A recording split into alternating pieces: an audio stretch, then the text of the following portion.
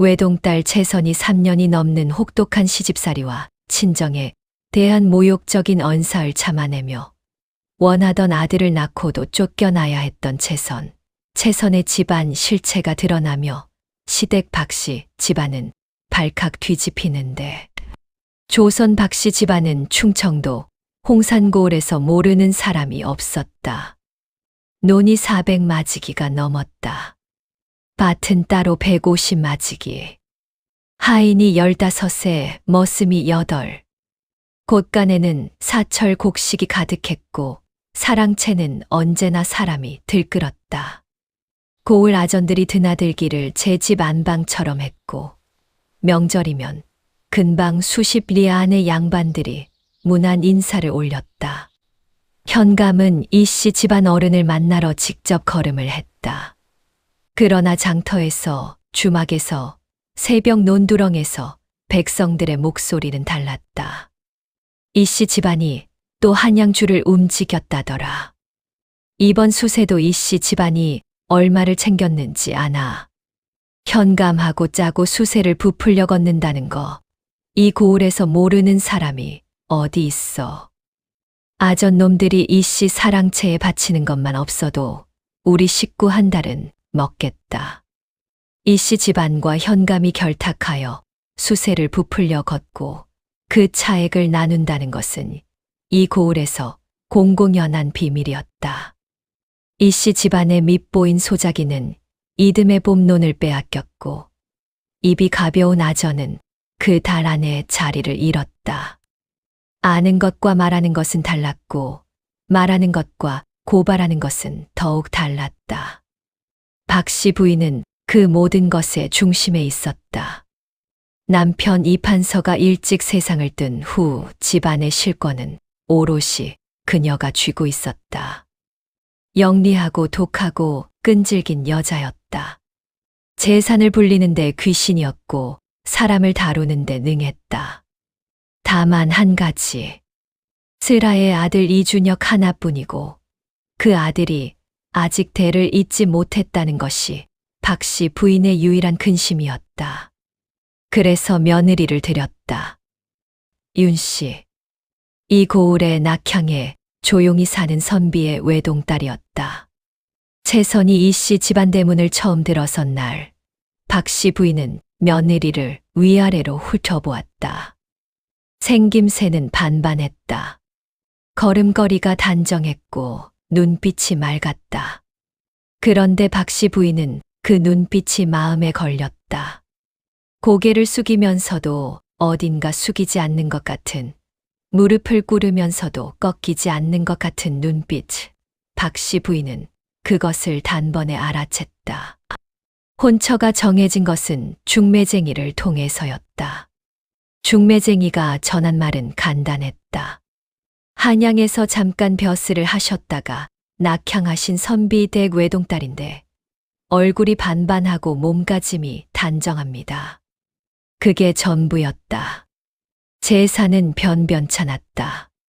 집안 내력도 뚜렷하지 않았다. 박씨 부인은 코웃음을 쳤다. 그러나 달리 선택이 없었다. 아들 이준혁의 나이가 차고 있었고 대를 이을 손자가 급했다. 변변찮은 집안 딸이라도 일단 드리고 보자 싶었다. 채선의 아버지 윤씨는 혼례날 조용히 왔다가 조용히 갔다. 말이 없는 사람이었다. 눈빛만 깊었다.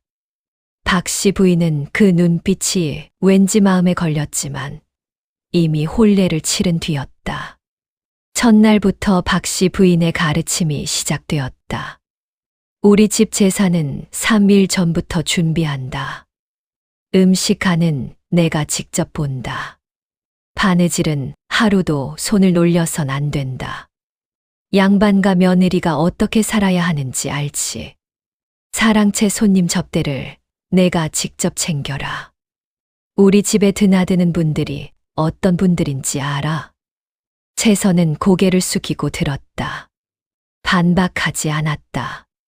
채선의 아버지가 떠나기 전날 밤 딸의 손을 잡고 말했다. 채선아, 때가 올 때까지 뿌리처럼 살아라. 뿌리는 땅 위로 드러나지 않는다. 그러나 나무를 살리는 것은 뿌리다. 그때는 몰랐다. 그 말이 얼마나 무거운 시간을 예고하는 것인지를. 박 씨 부인의 구박에는 나름의 패턴이 있었다. 아침상 차릴 때 반드시 한 가지 트집이 잡혔다. 국이 짜다, 밥이 질다, 반찬 색이 탁하다. 바느질을 하면 솔기가 떴다. 색이 맞지 않는다. 손놀림이 느리다. 제삿날에는 더 혹독했다. 음식 하나하나를 손가락으로 찍어 맛보고는 잘 됐다 싶으면 눈길조차 주지 않고 조금이라도 흠이 있으면 안채 전체가 떠들썩해질 정도로 목소리를 높였다. 그러나 가장 날카로운 무기는 따로 있었다. 친정 들먹이기였다. 내 아비가 뭘 했던 사람이라고 감히 그 눈빛을 하고 나를 바라보느냐. 시골 구석에서 글이나 읽던 사람 딸이 우리 집 며느리 된 것만 해도 어딘데. 내 친정 처지를 알아야지. 이 말들은 칼처럼 날카롭지 않았다. 그래서 더 나빴다. 돌처럼 무겁고 둔탁하게 날마다 반복해서 떨어졌다. 채선은 그 말들을 들을 때마다 속으로 한 문장을 반복했다. 알면 어찌하시려고. 그 생각이 채선을 버티게 했다. 아버지가 한때 어떤 사람이었는지, 왜 이 시골에 내려와 있는지, 그것을 박 씨 부인은 알지 못했다. 채선은 그것을 말하지 않았다. 아직은 때가 오지 않았으니까. 남편 이준혁은 나쁜 사람이 아니었다. 채선이 구박받는 것을 알았다. 밤에 둘만 있을 때 낮은 목소리로 말하곤 했다. 어머니 성격이 원래 저러시니 조금만 더 참게. 채선은 그 말을 들을 때마다 가슴 한쪽이 서늘해졌다. 참으라는 말. 항상 참으라는 말. 어머니 앞에서는 한없이 작아지는 사람이 아내에게 건네는 말이 늘 그것이었다. 채선은 웃었다. 이 집에서 웃는 것 외에 달리 할 수 있는 것이 없었다. 시집 온 지 1년 만에 채선은 아들을 낳았다. 산통이 시작된 것은 한밤중이었다. 박 씨 부인은 안방 앞에서 밤새 서성이며 연신 중얼거렸다. 아들이어야 한다. 반드시 아들이어야 해. 새벽이 밝아올 무렵 아이의 울음소리가 터졌다. 아드님이십니다. 박 씨 부인이 울었다. 채선은 피와 땀으로 범벅이 된 채 누워서 그 울음소리를 들었다. 아이의 이름은 박 씨 부인이 직접 지었다. 이환, 환하게 빛날 아이라고 했다. 내 손자라고 했다. 아이를 낳은 후 며칠간은 달랐다. 박 씨 부인의 목소리가 낮아졌다. 트집이 줄었다. 채선에게 몸보신을 챙기라며 직접 미역국을 들여보냈다. 채선은 알았다. 이것이 오래가지 않는다는 것을. 예상은 한 달도 되기 전에 맞았다. 박 씨 부인은 이환을 자신의 방으로 데려가기 시작했다. 처음엔 잠깐 보자는 것이더니 어느 날부터 아예 아이의 이부자리를 안방으로 옮겨버렸다. 채선이 젖을 먹이러 가면 박 씨 부인이 지켜보는 앞에서만 가능했다. 이환이 걸음마를 시작하자 박 씨 부인은 아이를 안고 이웃집 방문을 다녔다. 우리 손자 보시오. 이 고을에서 이런 아이가 어디 있소. 채선은 뜰에서 그 모습을 바라보았다. 내가 낳은 아이가 저렇게 걸어가고 있는데 저 아이의 어미는 지금 이 뜰에 서 있다. 이 집에서 채선은 며느리도 아니었고 어미도 아니었다. 그냥 대를 이을 몸을 제공한 것이었다. 구박은 더 심해졌다. 손자를 얻고 나서 박 씨 부인에게 채선은 이제 쓸모를 다한 도구처럼 여겨지는 것 같았다. 채선은 그 무렵 아버지에게 편지를 썼다. 아버지, 저는 이제 아이까지 빼앗길 것 같습니다. 더 이상은 버티기가 어렵습니다. 데려가 주십시오. 답장은 보름 후에 왔다. 낯선 사람 편에 보자기에 쌓여서 왔다. 채선아, 아비가 안다. 그러나 조금만 더 버텨라. 때가 멀지 않았다. 내가 거기 있어야 아이를 지킬 수 있다. 뿌리는 땅을 떠나면 죽는다. 채선은 그 편지를 읽고 또 읽었다. 접어서 품에 넣었다. 눈물은 흘리지 않았다. 흘릴 눈물도 이미 말라버린 것 같았다. 결국 일이 터진 것은 이환이 두 돌을 막 넘긴 때였다. 박씨 부인이 제수 음식을 두고 또 채선을 불러 세웠다. 이번에는 달랐다. 제사상 앞에 집안 식구들이 다 모인 자리였다. 하인들도 주변에 있었다. 박씨 부인은 그 자리에서 채선이 만든 전을 집어 마루에 내던졌다. 이게 제삿날 음식이야. 걔한테나 줄 것을. 내 아비가 어떻게 가르쳤기에 이 모양이냐? 채선의 손이 떨렸다. 아이가 보는 앞이었다. 이환이 두 눈을 동그랗게 뜨고 어미를 바라보고 있었다. 어미가 마루에 무릎을 꿇고 고개를 숙이는 것을, 할머니가 소리를 지르는 것을 아이는 그대로 보고 있었다. 채선은 3년 넘게 참아온 울분이 터져 나왔다. 3년이었다. 3년 동안 이를 악물었다. 3년 동안 아버지의 말을 믿었다. 그러나 아이가 보는 앞에서, 아이가 두 눈을 뜨고 지켜보는 앞에서 어미가 마루에 무릎을 꿇고 있는 것을 저 아이는 평생 기억할 것이었다. 채선은 천천히 고개를 들었다. 어머니. 목소리가 달랐다.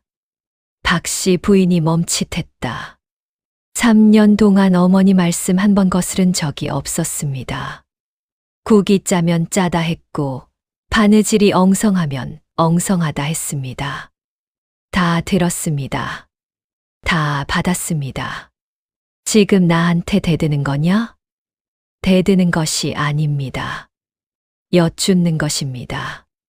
어머니께서 저를 이 집에 들인 것이 며느리로 들인 것입니까? 아니면 손자를 낳을 몸으로 들인 것입니까? 박씨 부인의 얼굴이 굳었다. 사랑채에서 이준혁이 기척을 냈다. 하인들이 숨을 죽였다.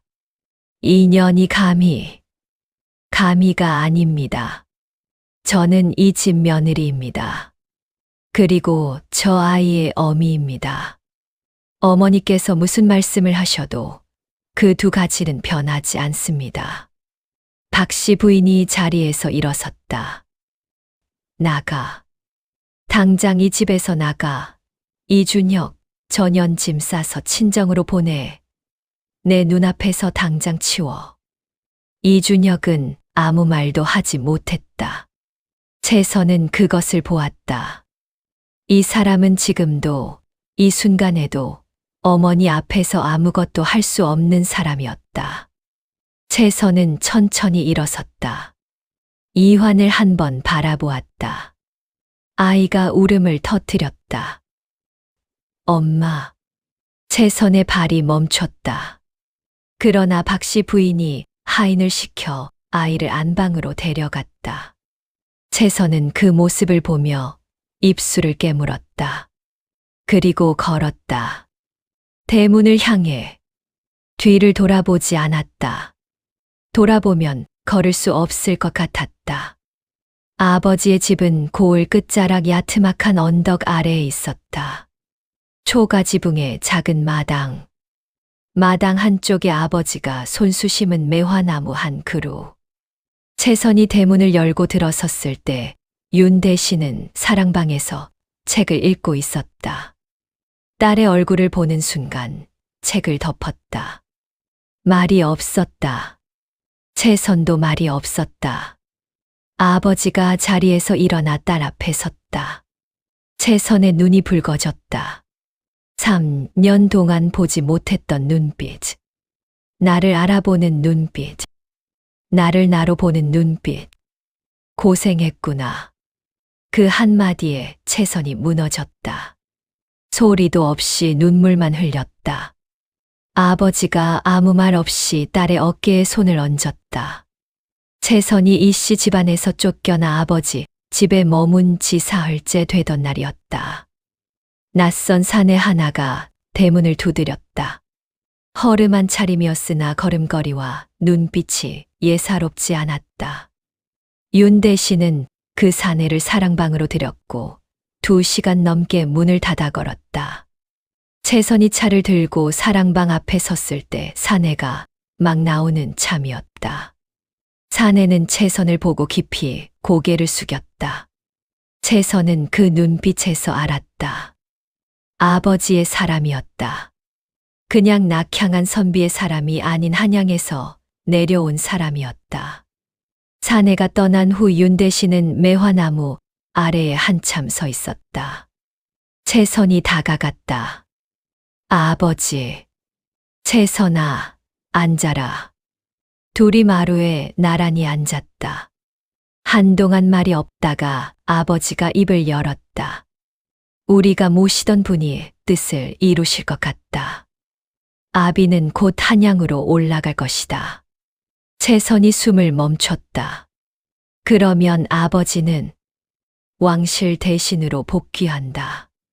아버지 윤 대신은 왕위 계승 다툼에서 밀려난 왕족의 측근이었었다. 조정에서 밀려나 시골 고향에 내려와 조용히 때를 기다려왔던 명문가 출신 대신이었었다. 마당의 공기가 달라졌다. 채선은 아버지를 바라보았다. 이 조용한 초가집에서, 이 작은 마당에서 아버지가 무엇을 기다려왔는지를 이제야 온전히 알았다. 채선아, 이씨 집안이 이 고을 백성들에게 한 짓을 다 알고 있었다. 아비가 반드시 바로잡을 것이다. 그리고 내가 당한 것들도. 아버지의 목소리는 낮았다. 그러나 서리처럼 차갑고 단단했다. 채선은 눈을 감았다. 때가 멀지 않았다는 것을.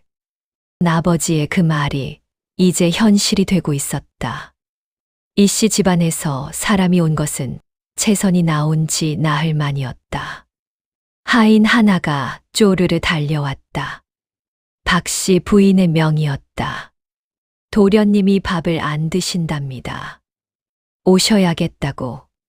채선은 아버지를 바라보았다. 아버지도 아무 말이 없었다.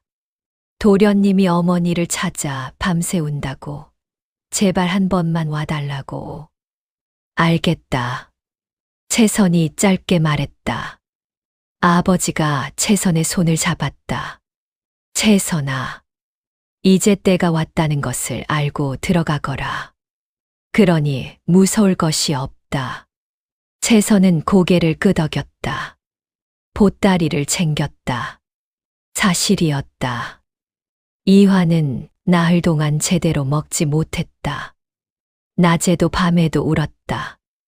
엄마, 엄마를 불렀다. 박씨 부인이 달래도 하인들이 달래도 이준혁이 안 와도 소용없었다. 아이는 오직 어미를 찾았다.